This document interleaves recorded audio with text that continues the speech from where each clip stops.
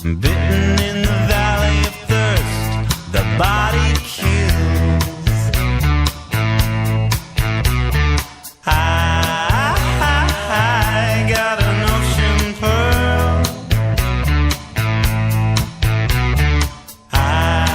Just going to let it pause for a minute because I know you are all continuing to sing this song at home, in your cars, wherever you're listening. Because how could you not? It's the Impossible Challenge Canadian edition. People have been singing and dancing along to their tracks for decades, and now fans are getting to hear 5440 live at Saskatoon's Rock the River Music Festival on Sunday night. 5440 are among the best-selling bands in Canada. They've been doing it for 45 years. Brad Merritt has been the bass player since the very beginning back in 1980, and we are very grateful to have Brad joining us now. Good afternoon. Good afternoon to you, too. Brad, what's it like, having songs like this that you made 40 years ago in some cases still being played on the radio every single day? Right. 40 years ago. Yeah, 38 anyway. And that one, 30, whatever it is. So a long time. It's a great thing. It's something I don't take for granted. But at the same time, I guess I do kind of take it for granted because we're always more about what's happening next than what's happened in the past. But it is gratifying. Yeah, well, I wonder too. I mean, of course, when you first start as a band, your family, your friends, they want to support you. Like, do you still have people who get excited and say, "Hey, I heard you on the radio this morning, Brad"? Yeah, that does happen. And I like it. So there you go. So what did you guys want to accomplish when you first started a band? Was there something about the music you wanted to create? Was there a goal in mind? So, well, first of all, we just wanted to do it, right? And we were very much influenced by the Vancouver punk rock scene, which had this sort of DIY ethic. And so, I mean, we just literally just jumped in, Neil and I, and found people that wanted to play with us, and they would last a little bit, and then we would find somebody else to play with us. But really, our sole ambition was to get a gig opening up for some band, either a local big band or someone touring through town at the Commodore Ballroom. Just, get in front of, 900 or 1,000 people and get her $150. And I think that we could die happy. So that was our sole ambition when we started out. Well, the Commodore is still a beautiful venue, one of my favorites in Canada. So yeah, we play there every Thanksgiving weekend, 2 nights, sold out. It's a big love-in. We're so happy to do it. And yeah, it's a fantastic thing. Why Thanksgiving Day weekend? Why not? I don't know. It's just an annual thing that we've been doing for a long time. So cool. Well, Brad, I'm glad that you said you were a bit of a punk kid because I was thinking back. I think my first real exposure, or I guess significant exposure to 5440 was when I was in grade 6. And I was also a punk rock kid. And our teacher was constantly playing 5440. He was always our coach, or also our coach. So we'd hear it every time we got in the car. He had the CD going on replay. But, it's music now that I love because I grew up with it. Maybe the time I didn't appreciate it because I was just a little rebellious little kid. But now that I've, lived through it, it really kind of resonates more than it ever did. Why do you think your music has been able to do that? Yeah, well, I don't know. I really don't know the answer to that. But I'll tell you that, once again, grateful for that. For a time, our audience was getting older, and then people who are even older than us, which is fine. It's great because they're looking for rock and roll bands. They gravitate towards that. But now our audience has gotten a lot younger. I literally think it's the next generation, which is coming out to the show, like you, that grew up with the songs, that were young and influenced by the generation before you.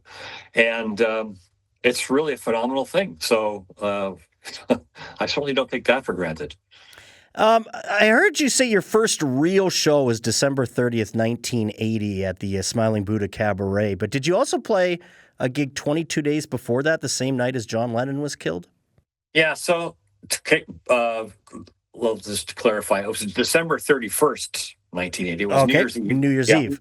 Yeah, and that was our first paying show. And we were able to get that because the whole punk rock community of Vancouver had descended on New Year's Eve show, which was done at what's called the Laundromat, which later became Richards on Richards. So that was our sort of our introduction, and then we actually played the next couple of nights as well, which is really a great experience. But yeah, on December 8th, we had a chance to play an open mic night at a little club in a suburb of Vancouver in Port Coquitlam called the Palomino Club, which is in the basement of this hotel. And I threw my bass in the back of my pickup truck and was driving out there, and then learned on the radio that John Lennon had been shot. It was devastating for all of us, for everybody that was there. So we sort of kind of gathered ourselves up and played 4 songs. So that was our first show. Didn't get paid, obviously, but it's that was our first time. I think we called ourselves 5440, and so I don't really call it our first show. I don't know what to say. Yeah. Well, I mean, you said that was when you first started calling yourself 5440, and I know you know this very well. Asking a band about their name is a bit of a taboo cliche, but I did really want to ask about the origin, because it seems quite relevant these days for people who don't know. Where did the name come from? And have you thought about that on how we're kind of dealing with this U.S.-Canada tension these days again? Yeah, no, it's well, right. So the name of the band comes from an episode in North American history when the United States in the 1840s really wanted to, they were expansionist. They were into continentalism, or something called manifest destiny, which means they wanted to take over the whole continent. The border wasn't established between British North America and the United States at the time, especially in the Oregon territories, which we were a part of in British Columbia. So obviously, they settled on the 49th parallel, and Britain lost Washington State because we had it down to the Columbia River. Anyway, it's all fine. That's all history. But once again, it's topical. We get a bit of a charge out of it. I don't think I've ever been more patriotic in my entire life than I am now. I do my grocery shopping very carefully. I've stopped traveling to the United States, which is it's super, super tough because my baseball team is in Seattle. I was going to say, you're a Mariners fan, aren't you? Yeah, I had tickets to see the last series of the regular season. I gave those up. It's like anyway, it's just the way it is, and I'm totally in. And I wish it wasn't this way. I have, a fondness, affection for Americans and the American people. But right now we're in the middle of a trade war, and as we all know, nobody wins. But we want to make sure we come out the right way. I mean, we know art is a huge part of that identity, and I'm wondering if you feel more Canadian these days, or like it's different when you go on tour now playing, because you are such an iconic Canadian band. Yeah, so I think, I think we try to represent.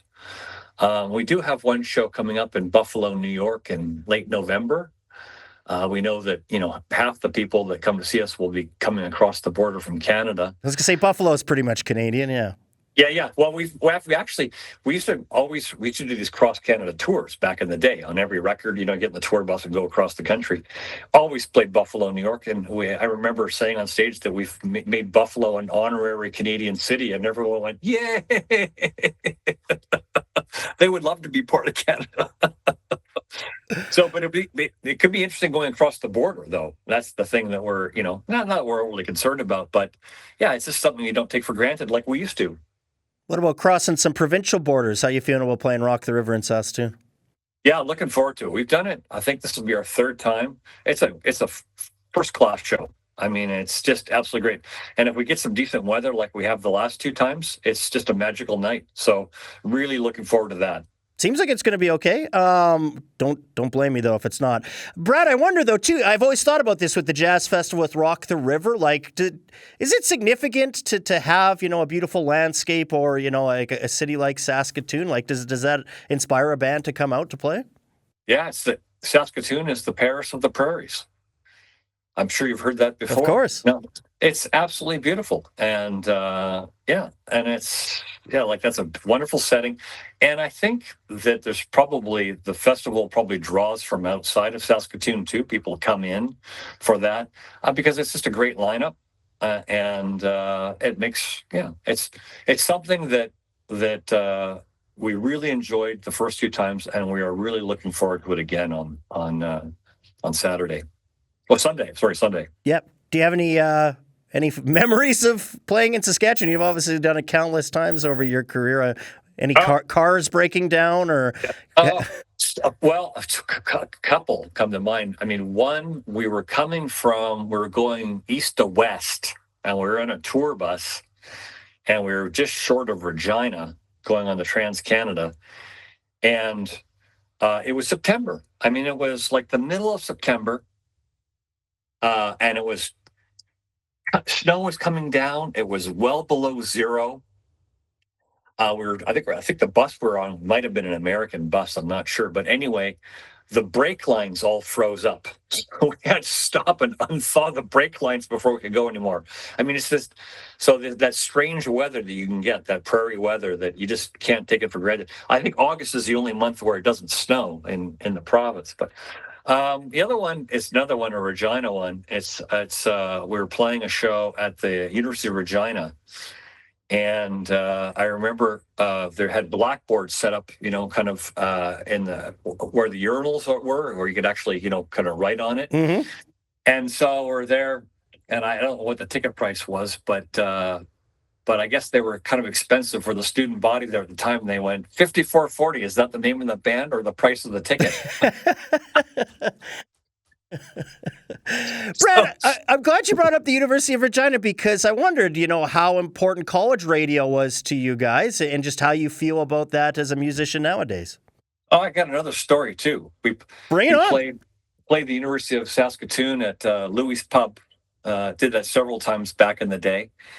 And there was a time where Neil, I think about 5 songs in, he goes, "I really got to pee."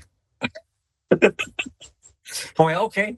So he just takes off, and we just vamp for about 2 minutes, and then he comes back, and away we go again. So we have lots of Saskatoon. I mean, not just Saskatoon, Regina. We could talk about Prince Albert and North Battleford and everywhere else too. So we've been around a long time, Peter, and we've gone across the country hundreds of times. I'm not exaggerating, hundreds of times. And so there's going to be lots of Saskatchewan stories. Well, we're so grateful that you are coming back again. Congratulations on an incredible career, and thanks very much for doing this. Oh, it's been my pleasure, and I look forward to seeing everyone on Sunday.